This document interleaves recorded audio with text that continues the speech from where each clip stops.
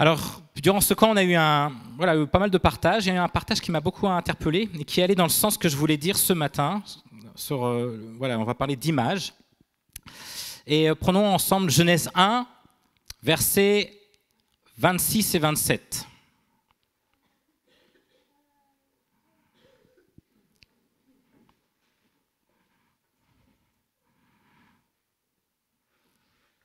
Alléluia. Genèse 1, 26 et 27. Puis Dieu dit, « Faisons l'homme à notre image, à notre ressemblance, qu'il domine sur les poissons de la mer, sur les oiseaux du ciel, sur le bétail, sur toute la terre et sur tous les reptiles qui rampent sur la terre. » Dieu créa l'homme à son image, il le créa à l'image de Dieu, il créa l'homme et la femme. Je vais prier. Seigneur, nous te demandons de nous toucher particulièrement ce matin. Seigneur, nous voulons que ce soit toi qui diriges ce moment et dispose nos cœurs à être à l'écoute de ta direction, de ta voix. Aide-nous à être vraiment à l'écoute de ce que tu veux nous dire ce matin. Amen. Alléluia. Alors, dans ce passage, Dieu a décidé, au moment de créer l'homme, qu'il soit différent dans toute la création. L'homme est devenu différent dès le départ de toute la création. Il a fait le choix de faire l'homme et la femme à son image. Dieu, celui qui est au-dessus de tous les êtres vivants, voulait en faire un qui soit spécifiquement à son image, à sa ressemblance, et avec qui il voudrait exclusivement avoir une relation spéciale. C'est pour ça que vous voyez deux tableaux. L'homme qui est à l'image de Dieu. Il y a une similitude. Et lorsque nous sommes à l'image de Dieu, il y a une ressemblance. Il y a des éléments que nous retrouvons en Dieu qui existent chez nous. C'est cela, être à l'image. Et Athanas, un théologien du IVe siècle, disait « Adam était comme un beau portrait. Sur lui, l'image de Dieu était dessinée. » Et Dieu voulait un être à part.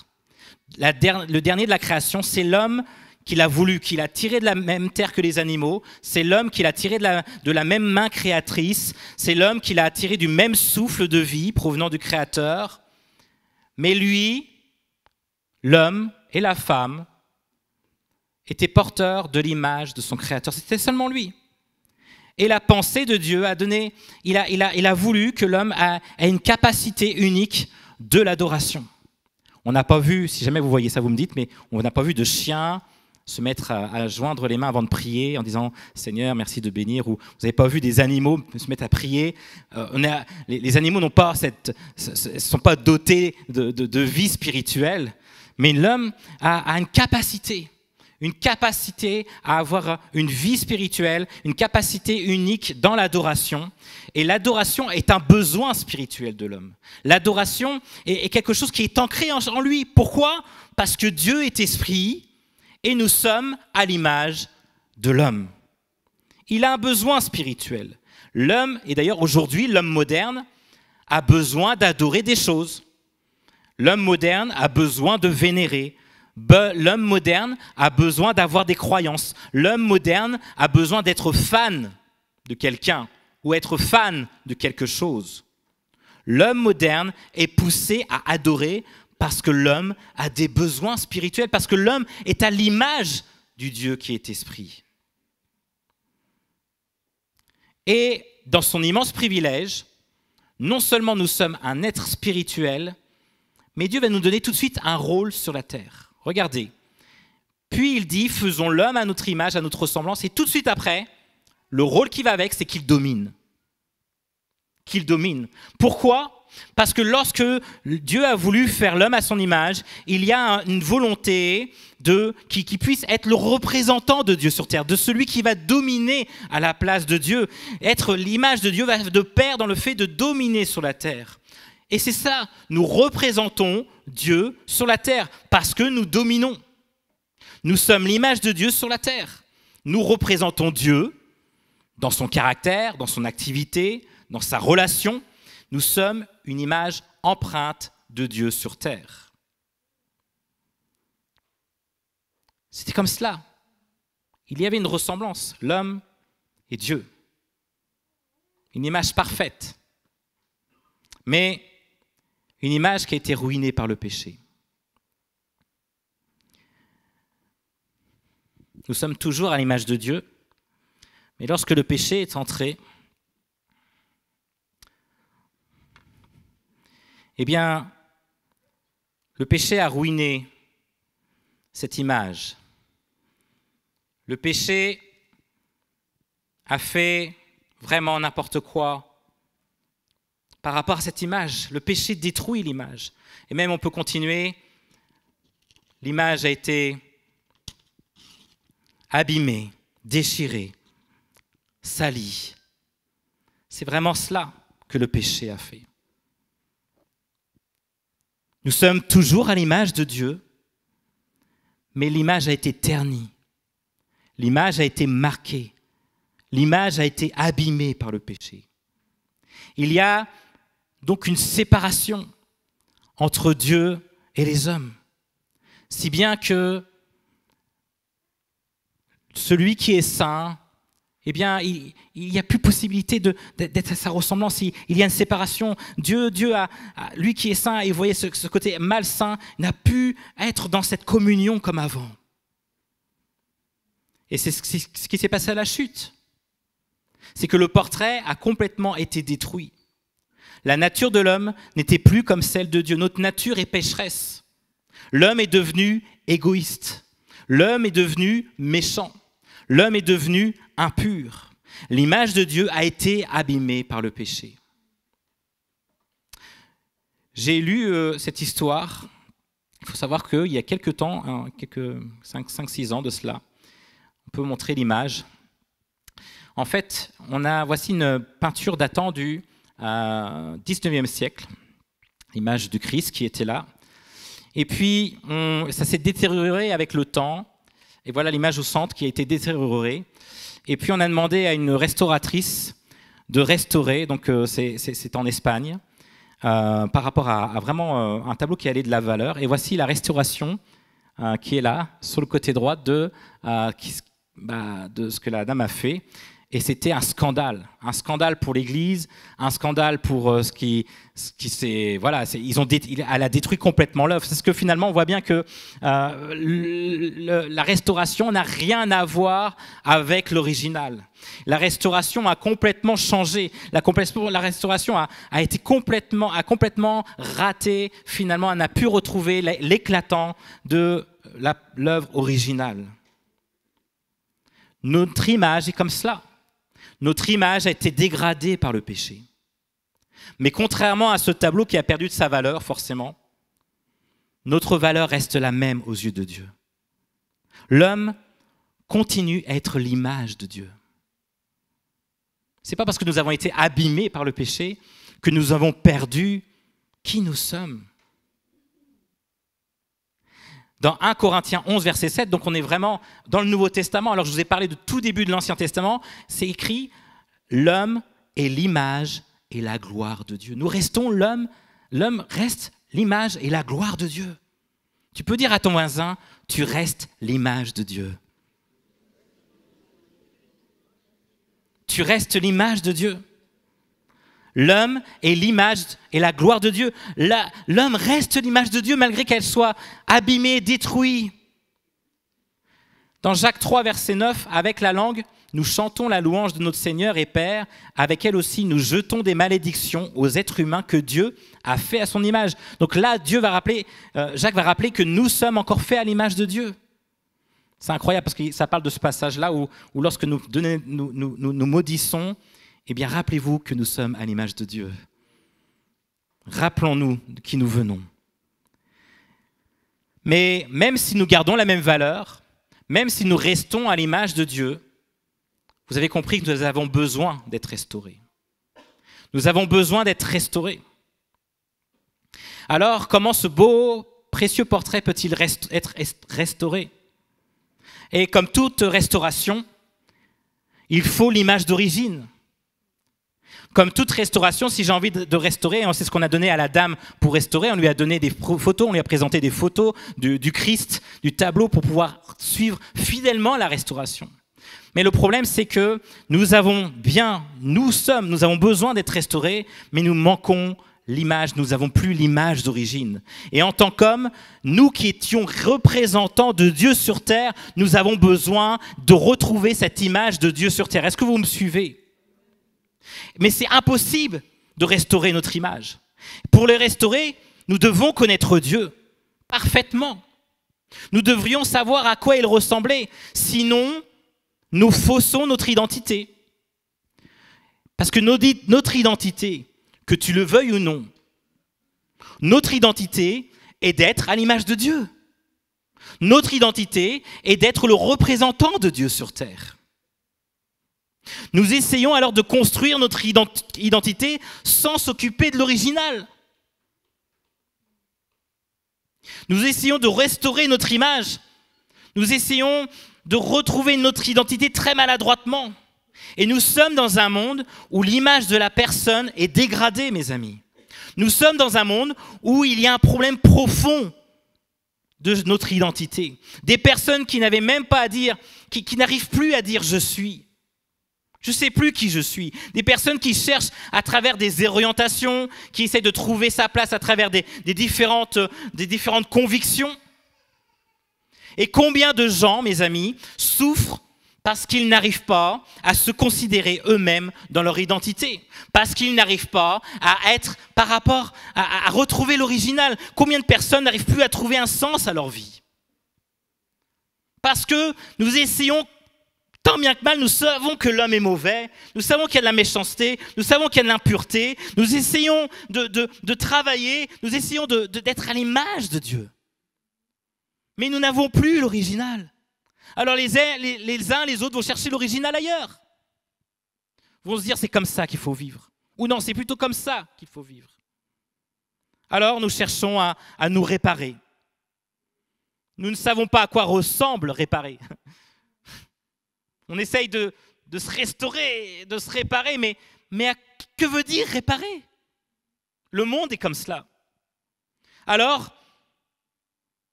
on sent notre brisement et nous essayons de nous restaurer avec peut-être de la moralité, avec certainement beaucoup d'authenticité, avec beaucoup de vouloir vraiment d'avancer.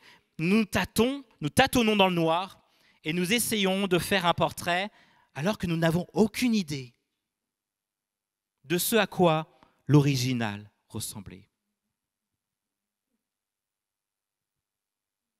Nous essayons, nous disons, peut-être qu'on était comme ça, comment on était dans nos vies, on essaye de retrouver. Mais les gens sont perdus autour de nous. Et peut-être des gens sont perdus ici dans cette salle. Parce que nous ne savons pas comment nous réparer.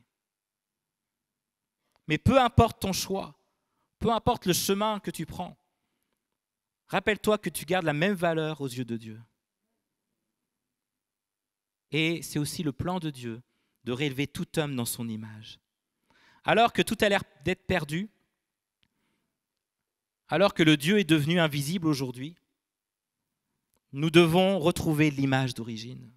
Nous devons retrouver notre identité. À quoi ressemblait Dieu?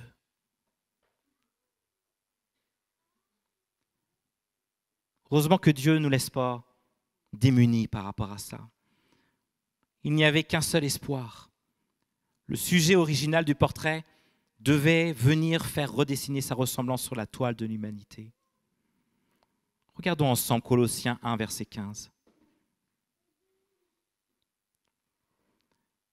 Il est écrit dans Colossiens, « Il est l'image du Dieu invisible, le premier-né de toute la création. » Dans Hébreux 1, verset 3, « Il est le reflet de la gloire de Dieu et de son caractère. » De qui parlons-nous?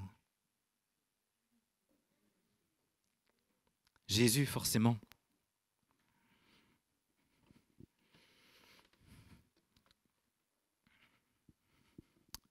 Parce que Jésus, il s'est montré. Là où Dieu était invisible, il s'est montré visible. Là où il y a une difficulté à retrouver notre identité, à retrouver l'original, il s'est montré. Il a montré comment était le Père. Il a montré comment marcher. Il a montré comment vivre. Il a montré comment aimer. L'image ayant été défigurée par le péché doit maintenant être restaurée par Christ. Grâce à Christ, nous pouvons retrouver, comprendre comment nous étions. Et il est venu et il nous a montré l'image de Dieu sur terre. Il est venu pour restaurer notre image conçue à l'origine. Et ce n'est qu'en lui que nous pourrions, comme Paul le dit dans Colossiens 3,10, revêtir le nouveau moi, qui se nous renouvelle dans la connaissance à l'image de son Créateur. Le fait de connaître Jésus, mes amis, nous pousse à être conformes à son image. Le fait de prendre du temps à regarder comment il vit nous pousse à nous ressembler de plus en plus à lui. Et c'est en Jésus que nous pouvons revêtir le nouveau moi. Un nouveau moi qui se renouvelle, pas juste à la conversion, mais constamment. On voit bien revêtir le nouveau moi qui se renouvelle. Il y a un renouvellement à faire à chaque fois parce que le péché nous dégrade à chaque instant. Nous avons besoin constamment de regarder l'image. Nous avons besoin constamment de regarder comment est Jésus. Nous avons besoin constamment d'être renouvelés dans sa présence. Un nouveau moi qui s'isole à chercher à être impacté par Dieu constamment. Un nouveau moi qui passe du temps dans l'adoration pour être une ressemblance de plus en plus proche de l'original. Dans 1 Corinthiens 15, verset 49, et de même que nous avons porté l'image de l'homme fait de poussière, nous porterons aussi l'image de celui qui est venu du ciel.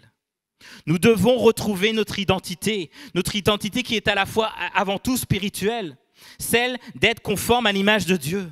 Et c'est ce que Moïse a compris. Et je voudrais qu'on parle un instant de Moïse. À la fin d'Exode 34, Moïse descend du mont Sinaï après une rencontre marquante avec le Dieu vivant. Il prenait du temps à monter sur le mont et à prendre du temps dans la présence de Dieu. Il a été confronté à une révélation incroyable. Il s'est retrouvé au cœur même de la gloire de Dieu, au point que son visage rayonnait. Véritablement.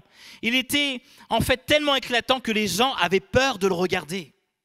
Et à partir de ce moment-là, Moïse a porté un voile pour couvrir son visage.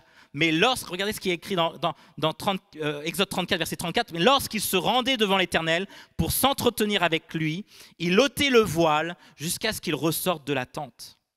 En fait, quand Moïse allait à la rencontre de Dieu, rien, même pas un simple tissu n'avait le droit de cacher son regard à Dieu.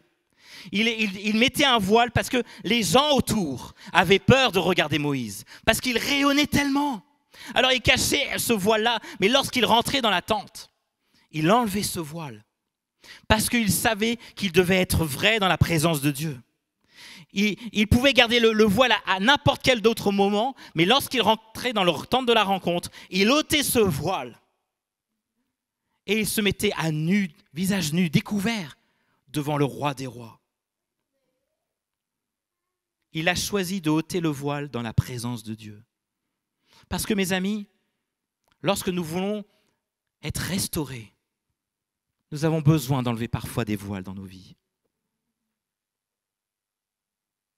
Il y a parfois une nécessité de retirer ce qui t'empêche d'entrer pleinement dans la présence de Dieu. Dieu ne te demande pas d'être une identité autre que toi-même. Dieu ne te demande pas de jouer un rôle. Dieu ne te demande pas de te cacher dans sa présence. Mais Dieu te demande de tout ôter et de montrer tel que tu es pour qu'il puisse te restaurer. Alors le passage de Moïse nous montre deux choses. Dans sa présence, Dieu va se révéler et dans sa présence, nous expérimentons une transformation. Et plus la révélation est grande et plus la transformation est importante. Et mieux qu'une image restaurée, nous devenons une image transformée. Moïse est entré dans la présence de Dieu. Il est un adorateur différent, rayonnant de la gloire de Dieu. Nous pouvons, nous aussi, d'être des adorateurs dont le voile a été ôté. Et dans 2 Corinthiens 3, 18, qui est extrêmement magnifique, lisons-le ensemble. Nous tous, qui, le visage découvert, contemplons comme dans un miroir, la gloire du Seigneur. Nous sommes transformés en son image dans une gloire dont l'éclat ne cesse de grandir. C'est là l'œuvre du Seigneur, c'est-à-dire de l'Esprit. Relisons-le ensemble, un passage tellement important, soulignez-le, encadrez-le en rouge, faites-le une flèche partout, mettez dans votre note que c'était vraiment important. Nous tous, qui le visage découvert, contemplons comme dans un miroir la gloire du Seigneur. Nous sommes transformés en son image dans une gloire dont l'éclat ne cesse de grandir. C'est là l'œuvre du Seigneur, c'est-à-dire de l'Esprit. Mes amis, lorsque nous contemplons Dieu, lorsque nous contemplons la gloire de Dieu dans notre adoration, cela nous transforme en son image. Ah oui, ah oui, ah oui. Pour ça, il faut contempler la gloire de Dieu. Et parfois, je me mets dedans, parfois, notre temps d'adoration, nous sommes tellement envahis de voiles, de nos difficultés, nos combats, nos fatigues. Il y a tellement de voiles, c'est tellement plein de voiles devant nous qu'on tombe. En fait, on a du mal à regarder la gloire de Dieu. Parce que nous sommes tellement préoccupés par nos problèmes. Nous sommes tellement préoccupés par nos souffrances. Nous n'arrivons plus à voir cela. Nous avons tellement de voiles. Nous n'arrivons plus à être comme Moïse qui enlève ce voile et qui nous empêche de contempler la gloire de Dieu. Quand est-ce que c'est la dernière fois que tu as pris le temps de contempler la gloire de Dieu, de regarder comment il est magnifique, comment il est merveilleux? Quand est-ce que la dernière fois tu t'es mis à genoux en pleurant en disant « Mais waouh Seigneur, tu es merveilleux !»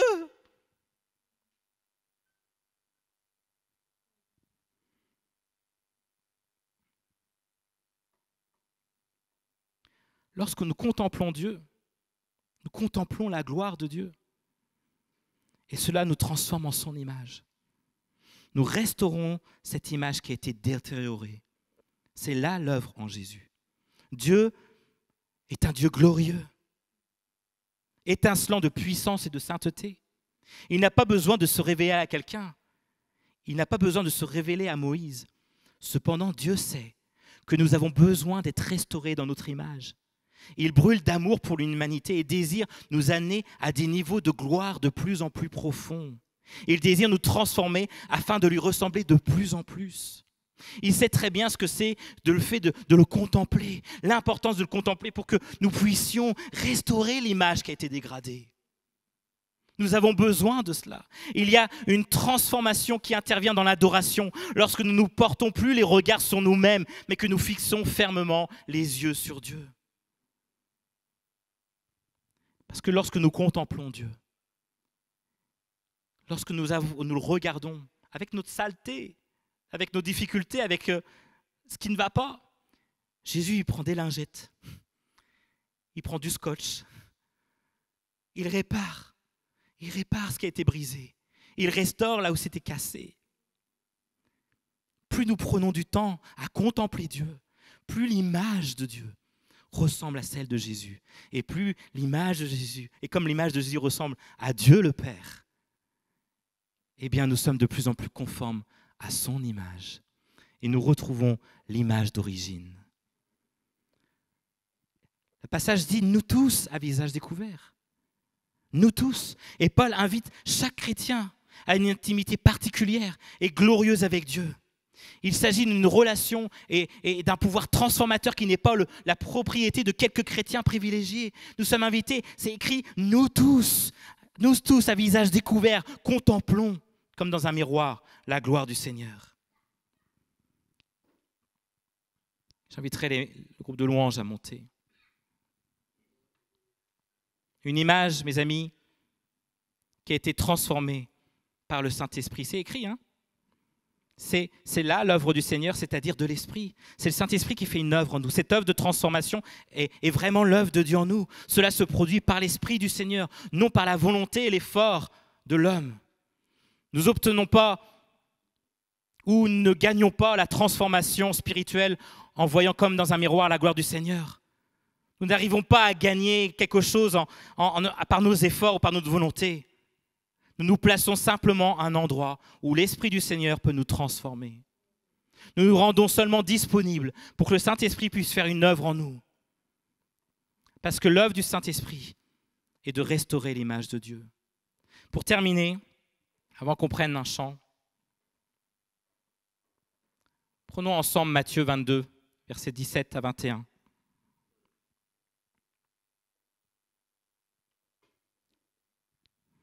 Matthieu 22, versets 17 à 21. On peut mettre au verset 17. Ah oui. En fait, c'est un moment où les disciples vont demander, mais à qui on rend cette pièce? Vous savez, ils ont trouvé une pièce. Est-ce qu'on doit payer l'impôt à César?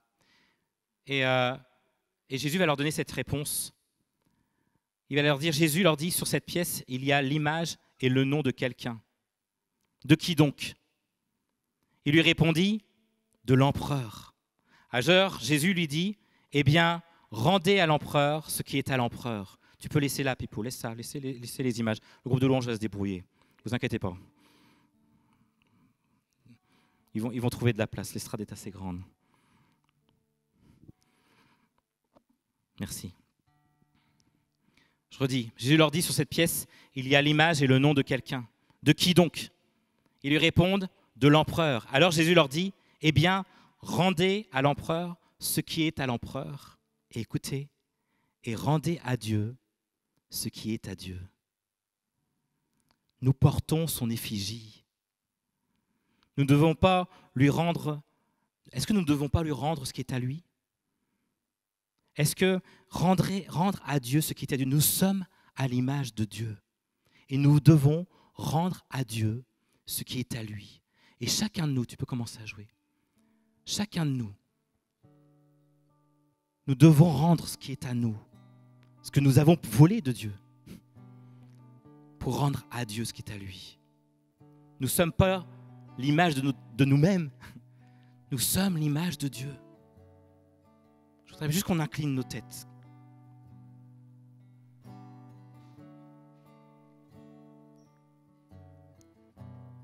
Avant de laisser le chant et la parole au pasteur Timothée, je voudrais prier pour ceux qui ont besoin de restaurer, de restaurer son image, son identité. Il y a peut-être des personnes ici qui disent, mais moi, j'arrive pas à trouver mon identité, ma place. Et peut-être que là où tu es, tu peux te lever. En disant, moi, j'ai besoin de rendre à Dieu ce qui est à Dieu.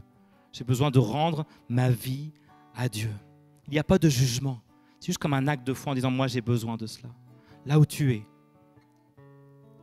Tu peux aussi te lever si tu veux faire la paix avec Dieu. Alors que ton image a été détruite, lève-toi aussi. Dire, moi, j'ai besoin, je suis comme en guerre avec Dieu, j'ai besoin de restaurer cette image-là. Tu peux te lever si tu sens que le péché a tellement pris de place et que c'est difficile de prendre tellement de choses. Il y a déjà des gens qui se sont levés, mais lève-toi si tu dis, mais moi, c'est compliqué de retrouver cette image. J'ai besoin que Jésus vienne dans ma vie. Peut-être lève-toi là aussi. Lève-toi là où tu es, pour que je puisse prier pour toi. Alléluia. J'ai encore 2 minutes. Seigneur. Seigneur Jésus. Seigneur, je te prie pour ceux qui se sont levés. Nous sommes là, pas là pour juger, mais nous sommes là pour les accompagner dans la prière. Prions ensemble, mes amis. Prions pour ceux qui sont levés. Seigneur, je te demande de les toucher de manière particulière. Seigneur, tu vois qui désirent vraiment être restaurés, réparés. Seigneur, touche-les. Tu connais leurs besoins, tu connais leurs combats. Seigneur, viens faire une œuvre dans leur vie. Viens faire une œuvre dans leur cœur. Nous les bénissons au nom de Jésus. Nous demandons une protection sur leur vie. Et que ce jour puisse être un jour marqué vraiment dans une nouvelle page où ils se sont dit maintenant, je sais ce que je veux faire. Je sais ce que j'ai besoin. Seigneur, que ces personnes puissent vraiment rentrer dans ce temps de transformation, qu'ils puissent contempler cette image incroyable qui est Jésus. Nous prions au nom de Jésus. Amen. Levons-nous ensemble, j'ai prié pour l'Église aussi.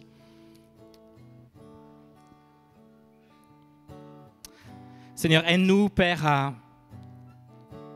être transformés de gloire en gloire. Aide-nous à enlever peut-être les voiles que nous avons sur notre visage, qui nous empêchent de te contempler pleinement. Seigneur, nous voulons être une église qui te ressemble de plus en plus. Sois élevé, sois honoré. Je te prie pour l'église Connect, je te prie pour ceux qui sont partis en vacances. Je te prie que pour ceux qui sont partis en vacances, ce ne soient pas des temps où ils vont s'éloigner de toi, mais des temps où ils vont se rapprocher de toi. Des temps où ils vont te rencontrer, où ils se laissent transformer. Au nom de Jésus, nous prions.